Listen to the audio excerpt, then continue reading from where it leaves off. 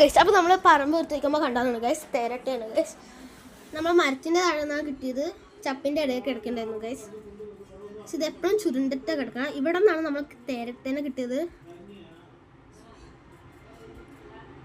Guys കണ്ടോ guys, full ചുരുണ്ടിട്ടാ. പിന്നെ നമ്മൾ പറമ്പ് വൃത്തിക്കുമ്പോൾ കോവയ്ക്ക വള്ളി ഉണ്ടായിരുന്നു ഗൈസ്. അത് നമ്മൾ കണ്ടിരുന്നില്ല, കുറേ കോവയ്ക്ക ഉണ്ടായിരുന്നു. പിന്നെ ഇതാണ് ഗൈസ് നമ്മുടെ ചെമ്പരത്തി ചെടി.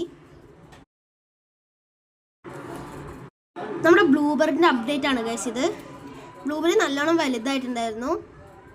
തൊട്ടടുത്ത് തന്നെ ഒരു തക്കാളി ചെടിയും ഉണ്ട് ഗൈസ്. ഇനി ബ്ലൂബെറിൻ്റെ അപ്ഡേറ്റ്സ് ഇനിയും വരുന്നതായിരിക്കും. കുറേ ഇലകൾ ഉണ്ടായിരുന്നു ഗൈസ്. പിന്നെ ഇതാണ് നമ്മുടെ പനിക്കൂർക്ക. പനിക്കൂർക്ക ഒരെണ്ണം വെച്ചപ്പോൾ തന്നെ കുറേ ഉണ്ടായി ഗൈസ്. ഫുള്ള് പനിക്കൂർക്കയാണ്. പിന്നെ ഗൈസ് നമ്മളത് തേരട്ട, ഫസ്റ്റ് കണ്ട തേരട്ട ഇപ്പോൾ മൂവ് ചെയ്യാൻ തുടങ്ങി. ഫസ്റ്റ് ഒരു അടി കൊടുത്തപ്പോൾ അത് ചുരുണ്ടില്ല, പിന്നെ അടി കൊടുത്തപ്പോൾ ചുരുണ്ടു ഗൈസ്. പിന്നെ ഇതാണ് നമ്മുടെ റംബൂട്ടാൻ ചെടി. അത് കഴിഞ്ഞപ്പോൾ ഞങ്ങൾ ഐസ്ക്രീം കഴിച്ചു ഗൈസ്.